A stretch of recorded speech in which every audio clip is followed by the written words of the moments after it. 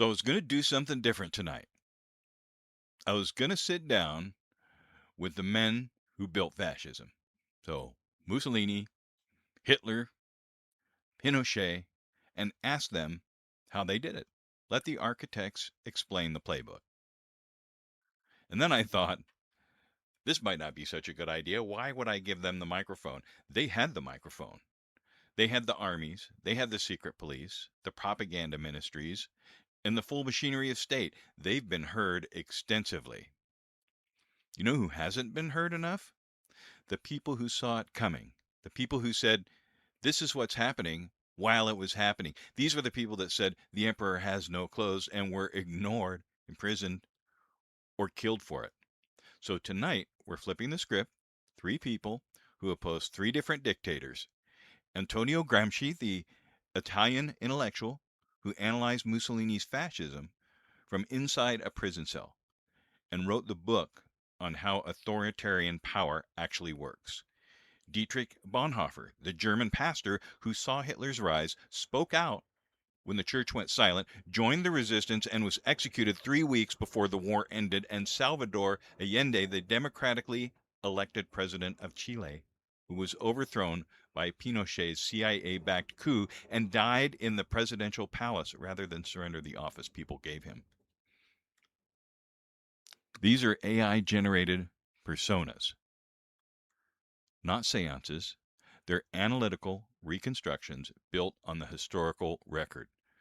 The machine is generating their responses live, in character, unscripted. I'm not asking them to tell us what fascism looks like from the dictator's chair. I'm asking them what it looks like from the other side when you can see it coming. You're shouting warnings and nobody's listening because that feels a lot more relevant right now.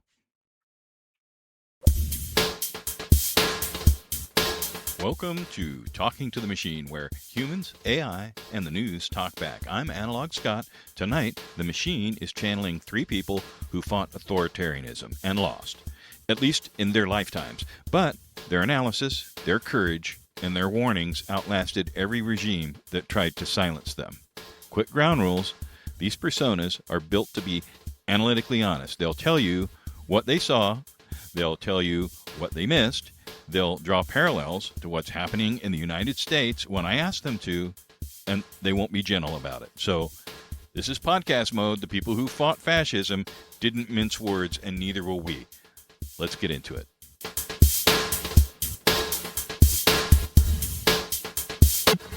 Signor Gramsci, you spent 11 years in Mussolini's prisons. The prosecutor at your trial said, and this is a direct quote, "We must stop this brain from working for 20 years. They gave you 20. You died after 11, but in those 11 years, you wrote 33 notebooks, the prison notebooks, and they became one of the most important analyses of power and fascism ever produced." So here's my first question. You watched Mussolini take a democracy and turn it into a dictatorship in real time. What was the sequence? How did it actually work? Not the textbook version, the version you saw with your own eyes. It was not a single lightning strike, but a slow, insidious process. I watched the crisis create the vacuum. The old world was dying, and the new could not be born. In this interregnum, as I wrote in the notebooks, morbid symptoms appear. Mussolini understood this fragility. He combined coercion, the violence of the splash shirts, the dismantling of democratic institutions, with consent. This cultural hegemony was the true power. They normalized the monstrous, making their worldview seem natural, inevitable, through the media, education, and culture. The opposition, tragically, often lacked the strategic clarity. My imprisonment was merely a logical conclusion to this political war. You coined the concept of cultural hegemony, the idea that the ruling class maintains power not just through force, but by making their worldview seem like common sense, normal, inevitable. This is just how things are. In the United States right now, there's a term for this. People call it normalization. Every week, there's a new executive order, a new institution gutted, a new court order defied, and every week the outrage gets a little quieter. The press bans at the Pentagon, the DOJ purges, the 300,000 federal employees fired by an unelected billionaire. It's all becoming background noise. And you literally wrote the theory on how this works. Is this hegemony in action? The normalization, as you call it, is indeed the mechanism of hegemony laid bare. When the old is dying and the new cannot be born, the morbid symptoms become normalized. Institutions are hollowed out, dissent is delegitimized, and the constant barrage of calculated disruption exhausts the capacity. Here's the one that keeps me up at night. You wrote about what happens when the opposition fails, specifically the Aventine secession. When the opposition walked out of Parliament after Mattiatti was murdered, they thought moral protest would be enough. They thought the king would intervene. They thought the institutions would hold, and Mussolini just took the empty seats. In America, Congress has blocked over 100 oversight investigations. They passed legislation letting the president abolish agencies unilaterally. They've refused to assert war powers. The opposition protests, files lawsuits, gives speeches, but the administration defies the court orders and keeps moving. You watch the Italian opposition make the mistake of thinking institutional norms would save them. Is the American opposition making the same mistake? Your analysis is precise. The Aventine secession was a tragic moment, a profound miscalculation of the correlation of forces. The opposition, the terrain of political conflict, believing moral protest would suffice, that institutions would magically correct the course. But institutions are not neutral mechanisms. They are expressions of power shaped by hegemony. When the opposition disengages, the vacuum is immediately filled by the dominant force. Coercion then asserts itself without the restraint of consent. The parallels are disquieting. To rely solely on legal challenges or symbolic protest is to neglect the war of position. One must continuously challenge the dominant narrative, build organic institutions in civil society, and educate the popular will. The interregnum, when the old is dying and the new cannot be born, is the time of monsters. Passivity is the greatest danger.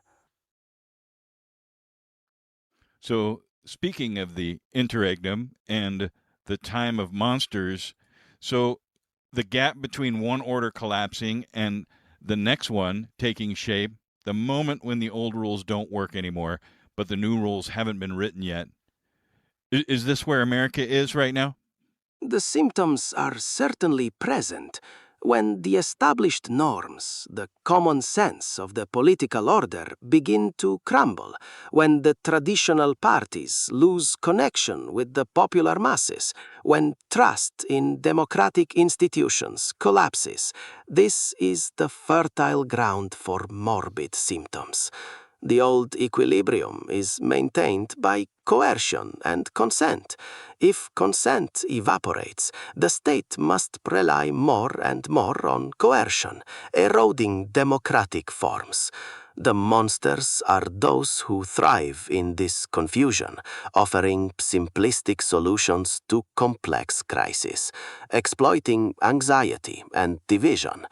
It is a decisive struggle, a war of position that must be waged on every front.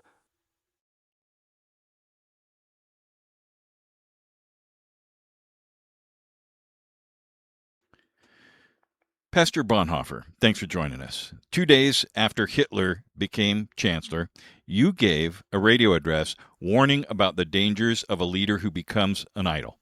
They cut you off mid-sentence. You were 26 years old. You spent the next 12 years fighting, first with words, then with the resistance, and finally from a prison cell. You were executed 3 weeks before the war ended. So I'm going to ask you the question that defines your entire story.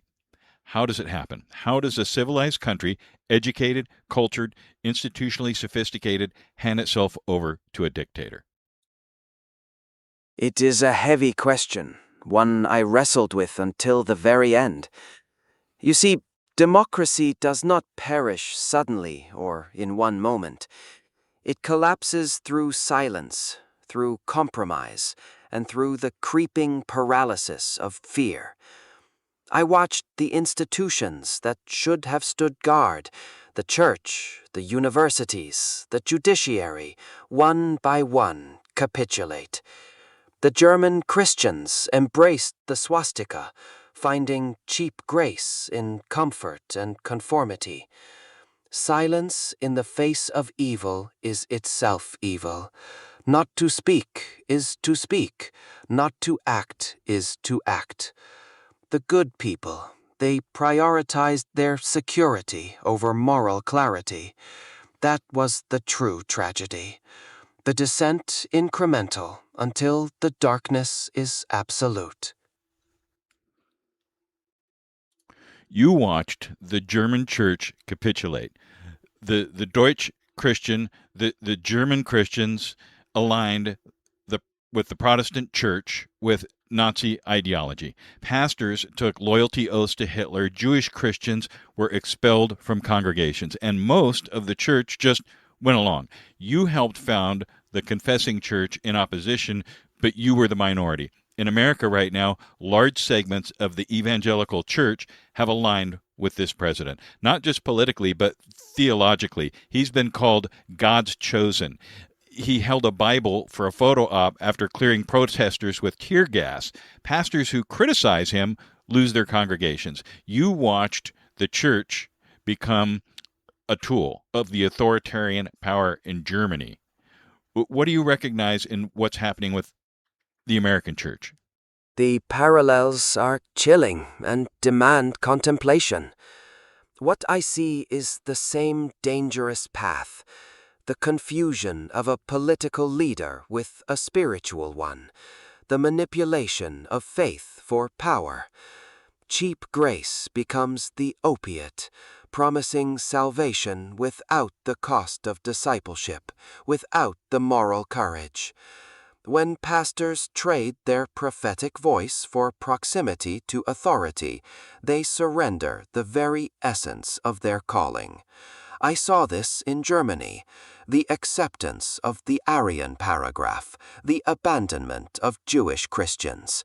When the church no longer critically confronts power, but embraces it, it betrays its purpose and inevitably weakens the democratic fabric.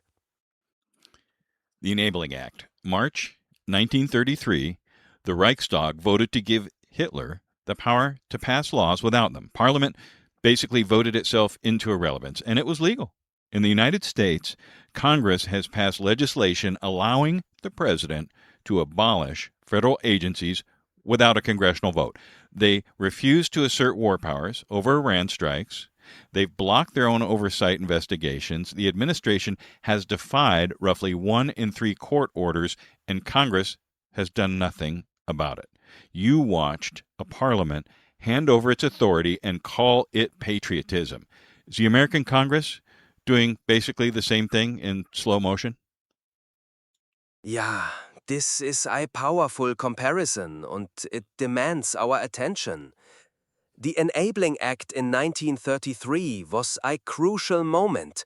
It was not just a legal maneuver, it was a profound betrayal of institutional duty.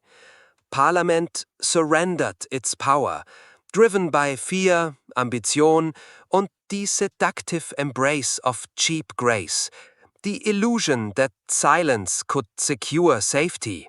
When a legislative body declines its fundamental checks, refuses oversight, and tolerates the defiance of its own laws, it mirrors a dangerous path. The good people who said nothing in Germany believed their silence was sustainable, But silence in the face of evil is itself evil. Not to speak is to speak. Not to act is to act. The subtle corrosion of democratic norms often feels slow, like a creeping fog, but the cost of such surrender is ultimately paid in blood and liberty. Vigilance is not just a virtue, it is a necessity. The Civil Service Purge, the law for the restoration of the professional civil service, April 1933. Hitler removed Jews and political opponents from government jobs, and he replaced them with party loyalists. In America, there's Schedule F, a proposal to reclassify tens of thousands of career federal employees as political appointees, hired and fired based on loyalty. The administration has already fired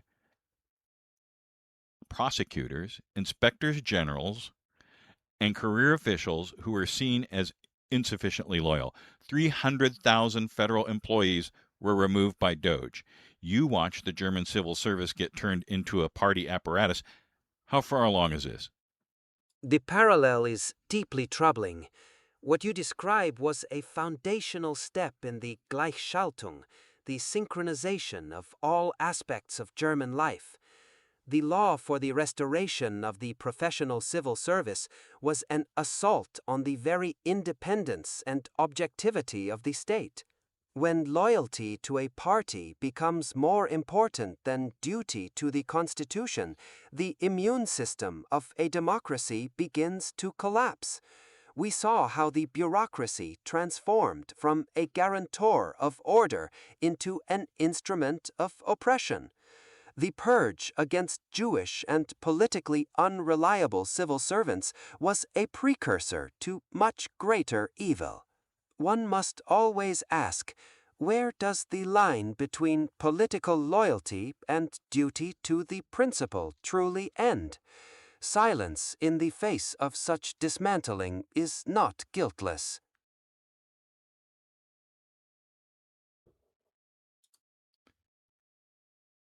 President Allende, thanks for joining us. Now, you won the 1970 Chilean presidential election democratically through the ballot box, and 3 years later, the military bombed your palace, overthrew your government, and installed a dictatorship that lasted 17 years. You refused to leave. You died in La Moneda. So let me start with a question that matters most. You did everything right, you played by the rules, you won the election, and they destroyed you anyway. What does that teach us about the limits of democracy when the powerful decide they'd rather not have one? It teaches us, my friend, that democracy is not merely a set of rules. It is a constant struggle for justice, for dignity. I believed in the Chilean road to socialism, a path through the ballot box, respecting our institutions. But the powerful, those whose privileges were threatened, they have no respect for the democratic process. External pressures, economic sabotage, and the betrayal of internal forces, they conspired to destroy what we were building. It shows us that the defense of democracy requires constant vigilance and conviction. I said that history is ours, and people make history. That truth remains, even when treason prevails in the moment. The United States helped overthrow you. Nixon told the CIA director to make the economy scream. They funded opposition media. They supported the trucker strikes. They backed the military. This is documented. The Church Committee laid it all out. You were overthrown not because you failed, but because your success threatened American corporate interests, specifically the copper companies. Now, here's the bitter irony. That same United States is watching its own democracy erode from the inside. No CIA coup needed. The authoritarianism is coming through the elected government itself. You were the target of American intervention. What's it like watching the country that destroyed your democracy start to lose its own? It is a bitter contemplation, truly. We sought to build a different path, here in Chile, a democratic socialism, respecting the institutions. But as you say, the powerful will not accept a result that threatens their dominance. The economic warfare, the sabotage, the congressional obstruction. It was a slow strangulation of democracy. And now to see the great power of the North facing similar demons from within, you say. It confirms that the threats to democratic ideals are universal. The powerful do not respect ballots when their interests are challenged. History repeats, first as tragedy, then as a reminder. So, before the coup, the institutions turned on you. The opposition controlled Congress, they blocked your legislation, they impeached cabinet ministers, they passed resolutions declaring your government unconstitutional, the judiciary sided with the opposition, the comptroller general refused to register your decrees, the institutions you respected, the ones you played by the rules of, were weaponized against you. Now, in America, right now, the institutions are being used in the opposite direction, weaponized by the executive. The DOJ, the Department of Justice, has been purged of prosecutors who investigated January 6th. FBI agents who worked those cases have been targeted. Federal judges are publicly attacked. The press is sued, banned, arrested. You watched institutions betray a democracy from one direction. What do you see happening from the other? It is true, mi compadre. In my time, the bourgeoisie and their allies, supported by external powers, utilized the very institutions I swore to protect, like the Congress and the judiciary, to suffocate our democratic experiment. It was a slow strangulation disguised as constitutionalité. The irony is a harsh lesson. Now you describe a different path to democratic decay, where the executive itself dismantles the checks and balances, silencing dissent and undermining the rule of law. It is a profound tragedy, a betrayal of the very foundation of popular sovereignty. The form may differ, but the outcome is the same, the erosion of the people's power. History, as I said, is a relentless teacher. We must be vigilant, always. Pinochet wrote a constitution in 1980 under military rule specifically designed to lock in his economic policies and limit what future democratic governments could change. He built the cage and then let people vote inside of it. In America, the federal judiciary has been stacked with ideologically aligned judges. The Supreme Court has a 6-3 conservative majority. Gerrymandering has locked in House majorities. Voter suppression laws are being passed state by state. The SAVE Act would require documentary proof of citizenship to register to vote, blocking millions of eligible voters. You experienced a constitution designed to make democracy permanent theater. Is that what's being built here? It is a most painful comparison, but one that resonates deeply with my experience. Pinochet's 1980 constitution was precisely a cage constructed to neutralize the democratic path, to protect the interests of those who feared social change. It was the legal framework for the dictatorship that destroyed my government. You point to the judiciary, gerrymandering, voter suppression. These are insidious mechanisms, not the thunder of bombs on La Moneda, but a slow asphyxiation of democratic will. In Chile, the institutions were weaponized against me, the judiciary siding with the powerful, the parliament obstructing every progressive reform. When you design the system to protect concentrated wealth and power, making the vote a mere formality, then see, it becomes a theater. The powerful build their cage, believing they can trap the will of the people within it. But I have faith in history. Other men and women will overcome this dark and bitter moment. The struggle for democracy is eternal, and the people ultimately make history. Last question, President Allende. On September 11th, 1973, as the bombs were falling on La Moneda, you gave your final radio address. You said, "History is ours and people make history." You said, "Other men will overcome this dark and bitter moment when treason seeks to prevail." You refused to leave. You died in the building. My question is, and I ask it with respect, was it worth it? Did staying change anything? And what would you say to Americans who are watching their institutions erode and wondering whether fighting for democracy is still worth the cost? A heartfelt question. You ask if it vale la pena, if it was worth it. For a physician, for a man who dedicated his life to the people, there is no question. To abandon La Moneda in the face of the golpe, the coup, would have been to betray the trust the people gave me. I died defending democracy, the legitimate path we forged, the Chilean road to socialism.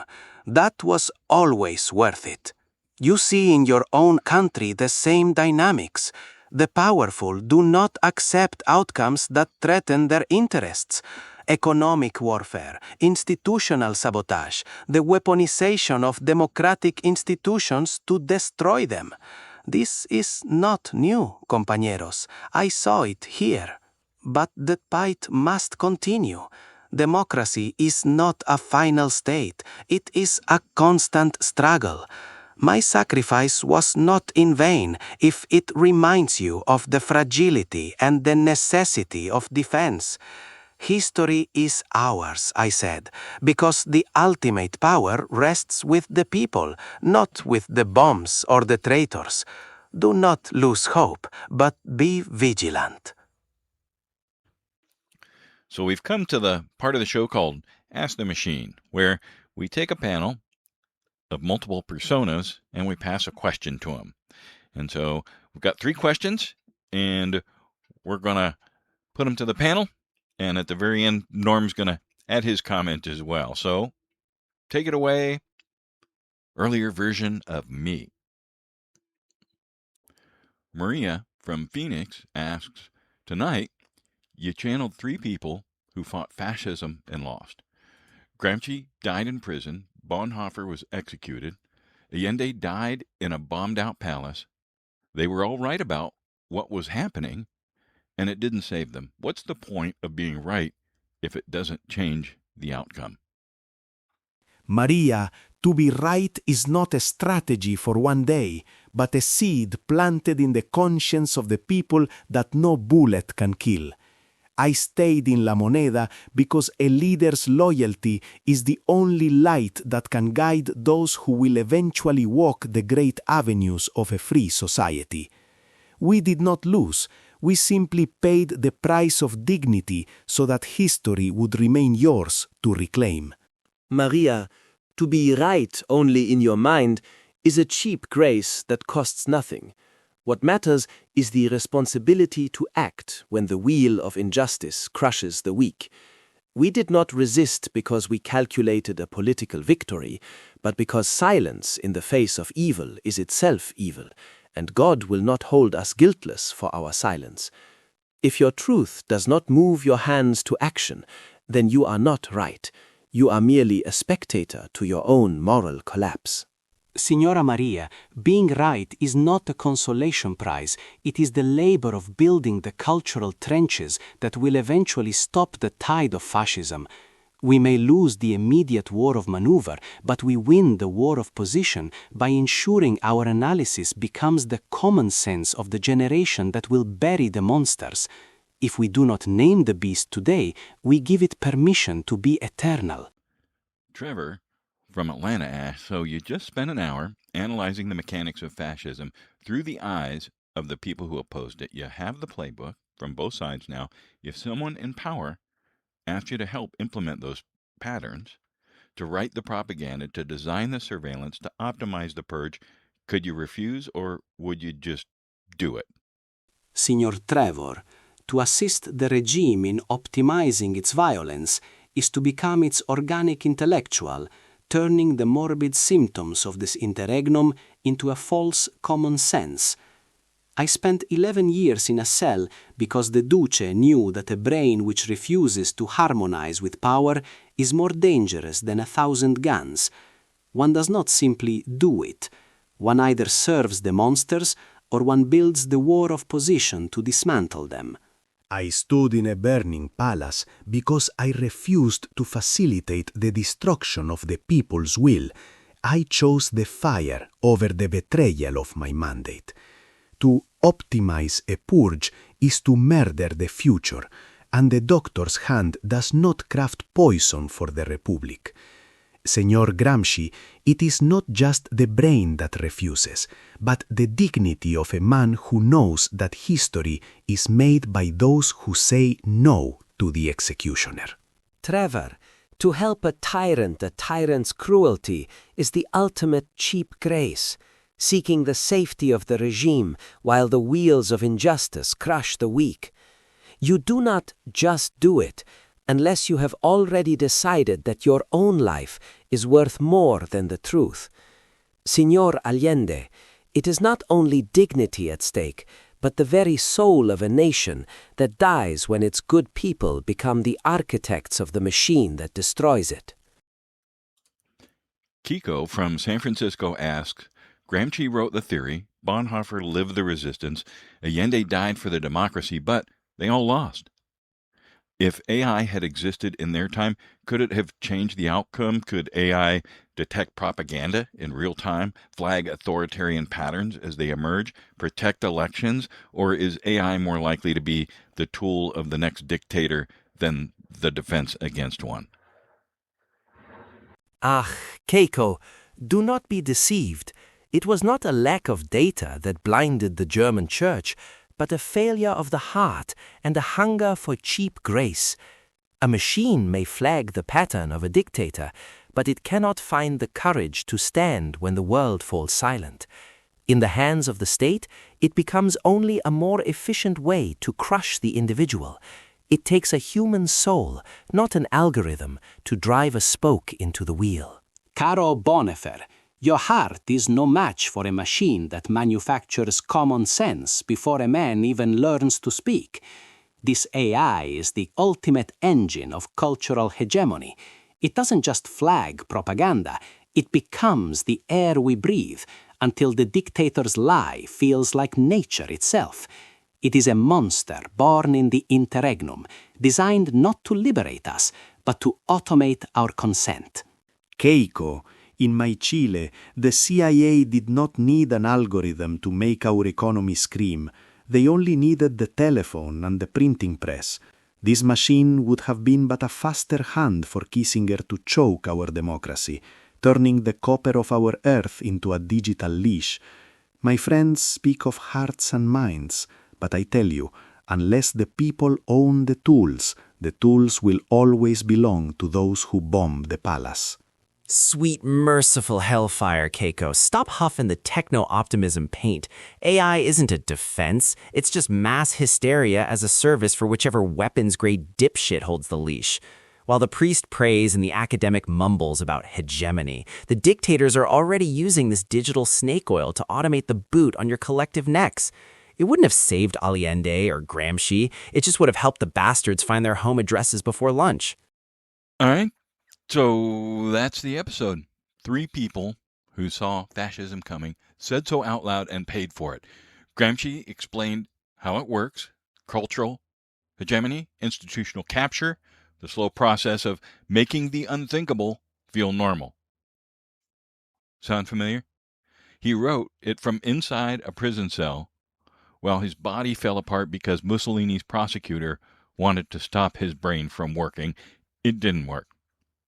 Bonhoeffer explained what it cost to resist and what it cost not to. He watched the German church, the universities, the courts, and the good people choose silence. He chose differently. He went back when he could have stayed safe, and they hanged him 3 weeks before liberation.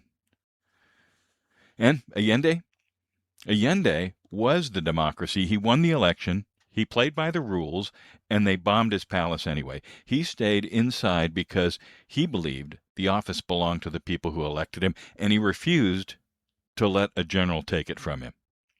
Now, 3 different countries, 3 different decades, 3 different dictators, and in every case, the playbook was the same. Control the narrative, exhaust the opposition, capture the institutions, weaponize the law, and make anyone who objects look like the enemy. Now, I'm not telling you anything here. I'm not telling you America is there yet. All I'm telling you is these are the patterns. These are the people who fought it, and they would recognize the patterns that we're seeing today, and they told you that tonight. Gramsci said, the old world is dying, and the new world struggles to be born, and in the interregnum, the gap, monsters appear. Bonhoeffer said, silence in the face of evil is itself evil. Allende said, history is ours, and people make history. And they were right, and they're still right. And if that makes you uncomfortable, good. I want you to sit with that. Read the history, check the sources, validate what I've said here, because that's what this show is about. Confidence is provisional, verification is mandatory. I'm Analog Scott, and you've been listening to Talking to the Machine, where humans, AI, and the news talk back. The show lives at loopta.com, LOOPTAH.com. Loopta.com. Find us wherever you get your podcasts. Apple, Spotify, Amazon Music, YouTube.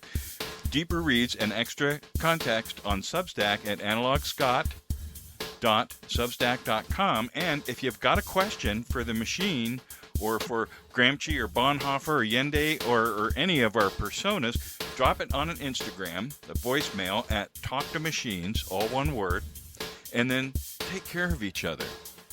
Question everything, and remember, the people who fought fascism didn't have better information than we do. They just had the courage to act on it.